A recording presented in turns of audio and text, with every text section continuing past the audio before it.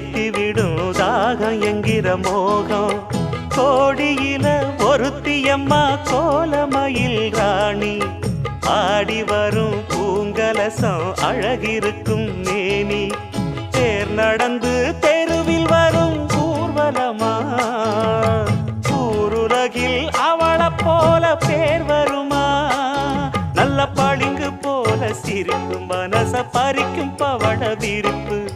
விளங்கிடாத இனிப்பு விவரம் புரிஞ்சிடாத துடிப்பு